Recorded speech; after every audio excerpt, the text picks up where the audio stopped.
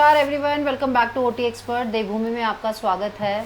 जैसा कि आप सभी न्यूज़ चैनल्स पर, यूट्यूब चैनल्स पर जोशीमठ के बारे में सुन रहे हैं, हम भी सुन रहे हैं। और जोशीमठ मेरे तो सच में दिल के बहुत करीब है, क्योंकि साल में 2 बार जब हम बद्रीनाथ दर्शन करने जाते हैं, एक बहुत अच्छा पड़ाव है। ओटीए फैमिली मेम्बर्स काफ़ी वहाँ रहते हैं, तो हम उनसे भी मिलते हैं।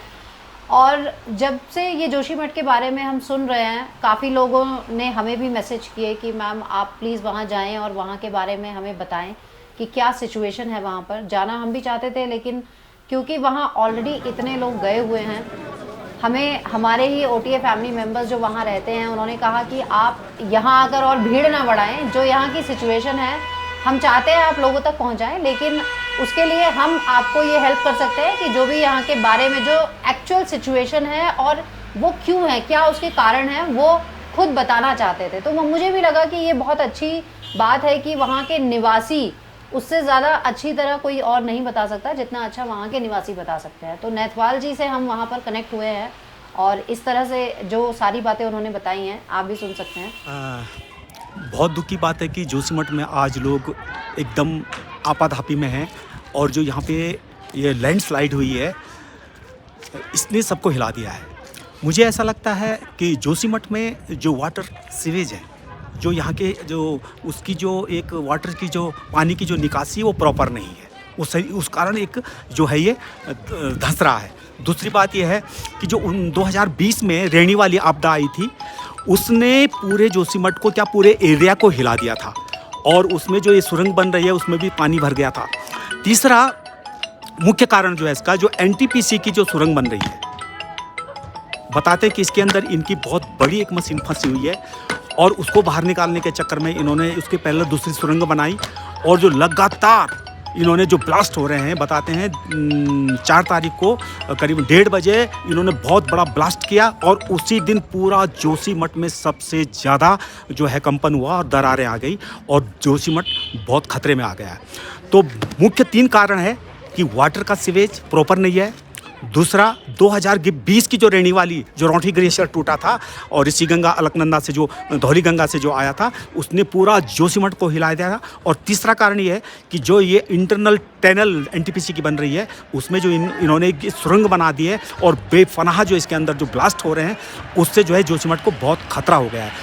इसलिए जोशीमठ में जो वाटर की निकासी है वो प्रॉपर होनी चाहिए।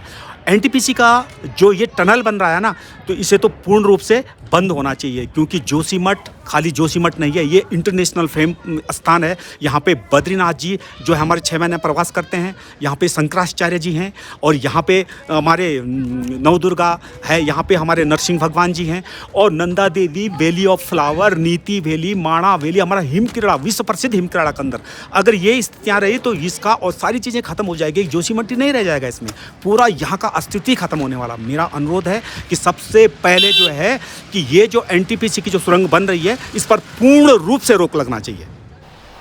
जैसा कि आपने सुना, नैथवाल जी ने बताया कि सबसे बड़ा जो कारण वहाँ जोशीमठ में रहा है, एनटीपीसी किस तरह से वहाँ पर बम्बार्डिंग किए जा रही हैं। उन्होंने किस तरह से प्राइवेट सेक्टर बीच में यहाँ पर आते जा रहे हैं और जो सीवेज का जो एक बहुत बड़ा प्रॉब्लम है, जितना हमने सुना है वहाँ पर जोशीमठ एक औली से ही ग्लेशियर नीचे खिसक कर आया था, जिस पर वो पूरा जोशीमठ बसा हुआ है। तो देखिए, नींव ही बहुत कच्ची थी, उसको हम बहुत मजबूत नहीं कहेंगे। और उस पर जब ये जोशीमठ बस तो गया, इतने सालों से चल रहा था, सब बढ़िया था, लेकिन जिस तरह से यहाँ पर अब काम चल रहा है ऑल वेदर रोड का और जितने भी हाइड्रो प्रोजेक्ट्स आ रहे हैं, तो इतने बड़े बड़े प्रोजेक्ट्स, बद्रीनाथ जी में हम इस बार गए थे, हमने देखा वहाँ पर इतनी बड़ी बड़ी मशीनरीज लग रही हैं, जबकि वहाँ पर हमें पता है कि कितना सेंसिटिव जोन है वो। ग्लेशियर्स वहाँ से वैसे ही खिसक कर नीचे आ जाते हैं। तो अगर ये सिर्फ प्रशासन की हम लापरवाही कहेंगे, वो क्यों नहीं इस बारे में सोच रहे हैं। और ये किसी एक सरकार से रिलेटेड नहीं है, आप इसे बिल्कुल भी राजनीति मुद्दा ना समझें। मैं हमेशा इन चीज़ों से दूर रहती हूँ। सरकार चाहे बीजेपी हो, कांग्रेस हो या कोई और दल हो, ये चीज़ें सभी को समझनी बहुत ज़रूरी है, क्योंकि आने वाले समय में जिस तरह से ये कंस्ट्रक्शन का वर्क चल रहा है, प्राइवेटाइजेशन बढ़ रहा है, समस्याएं बढ़ती ही जा रही हैं। एक निम्न मध्यम वर्गीय परिवार का जब घर वो बनाता है, पूरी ज़िंदगी की पूंजी उसमें लगा देता है, चाहे घर जोशीमठ में गिरे या हल्द्वानी में या हिमाचल में, जिस तरह से एकदम से बोल दिया गया, उद्योगपति, बड़े बड़े उद्योगपति कह देते हैं कि हमने फैक्ट्री हम बंद कर देंगे, और उन्होंने फैक्ट्री बंद कर दी एक दिन में, और 85,000 से ज़्यादा लोग बेरोजगार हो गए। तो सोचिए कि ये सब किस कारण हो रहा है, क्यों नहीं इन चीज़ों पर लगाम लगाई जाती है, सब अपनी मनमर्जी से कैसे कर लेते हैं ये। तो ये एक बहुत सीरियस मुद्दा है, और इसके लिए सिर्फ और सिर्फ हम अपने आप को जिम्मेदार इसलिए कहेंगे क्योंकि हमारी शायद कहीं ना कहीं एकजुटता में कमी है।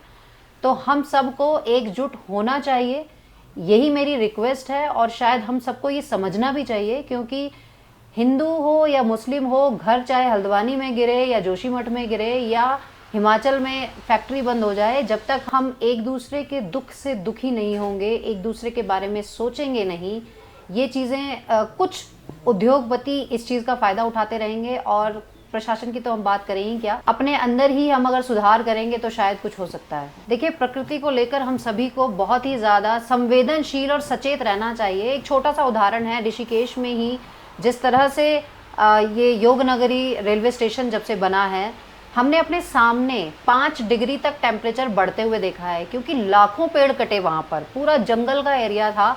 और जब से वो रेलवे स्टेशन बना है, बारिश बहुत कम होने लगी है, गर्मी का तो बस पूछिए मत, बहुत ज़्यादा बढ़ गई है। हालांकि ट्रैफिक भी बहुत ज़्यादा हर साल बढ़ रहा है। टूरिज़्म, देखिए, ये एक लाइफलाइन होती है, वो तो होना ही चाहिए। इवन औली में भी इस समय पूरा सीज़न का टाइम था, लेकिन वहाँ पर अब लोग, पता है कि डर होता है सभी के अंदर, तो बहुत कम लोग हैं वहाँ पर।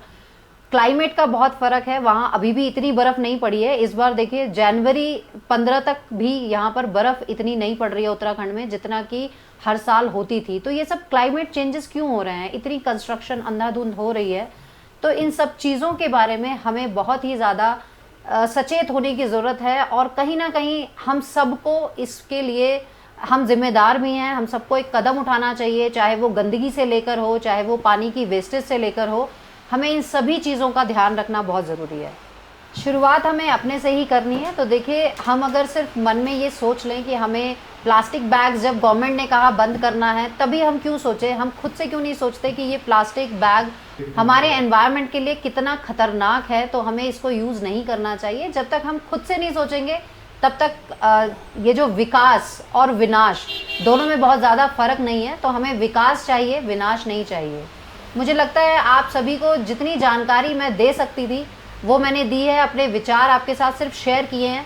प्लीज़ इसको किसी भी राजनीति दल से या किसी भी पार्टी से जोड़कर ना देखें, क्योंकि मेरा ऐसा कोई मकसद नहीं है। सिर्फ और सिर्फ यही चाहते हैं कि सब एकजुट होकर रहें। जय माँ गंगे, हर हर Gange. Hello everyone, welcome back to OT expert.